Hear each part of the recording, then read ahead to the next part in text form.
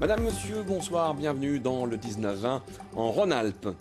À la une, la maternité de Privas va provisoirement fermer à la fin du mois de juillet. Une décision annoncée par l'Agence régionale de santé à cause du départ de 4 médecins du service qui ne sont toujours pas remplacés.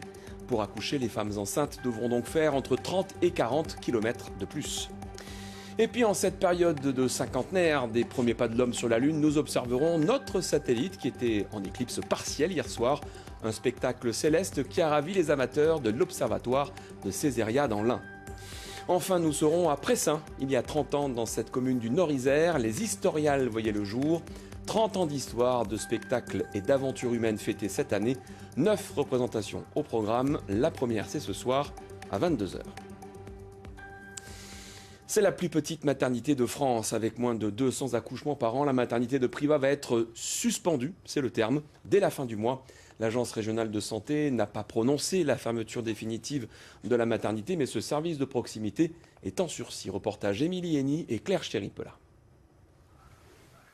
Malone pourrait bien être l'un des derniers bébés à voir le jour dans cette maternité. Né il y a 48 heures, c'est le seul nourrisson de la nurserie.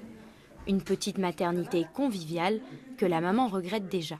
C'est dommage parce que c'est bien, c'est cocooning aussi, hein, c'est un petit hôpital, petite maternité, donc c'est dommage parce qu'il y a quand même beaucoup de monde qui pourrait venir ici et aller dans des grands hôpitaux, c'est pas forcément bien. Mais à Privas, les médecins manquent. À la maternité, 4 spécialistes n'ont pas pu être remplacés. Faute de candidats, une situation lourde de conséquences. Pour faire fonctionner une maternité, il faut effectivement la présence d'un gynécologue obstétricien et d'un pédiatre. Dans le redressement de l'hôpital et dans la réorganisation de l'hôpital, il y a un maître mot, c'est pas les finances, c'est pas la réorganisation ou le management, c'est vraiment la sécurité et la qualité des soins. À l'hôpital, plus d'accouchements, mais un suivi des grossesses reste assuré par une partie du personnel. Les autres seront reclassés dans différents établissements. Ça fait pas loin de 30 ans qu'on nous annonce la fermeture.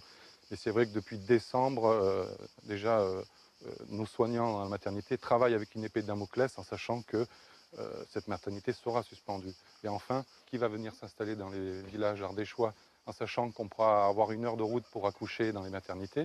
Donc là aussi, c'est une inquiétude. Fermeture définitive ou pas, la décision sera prise en septembre. En attendant, les femmes enceintes iront à Aubenas, Montélimar, Guilherand-Grange ou encore Valence.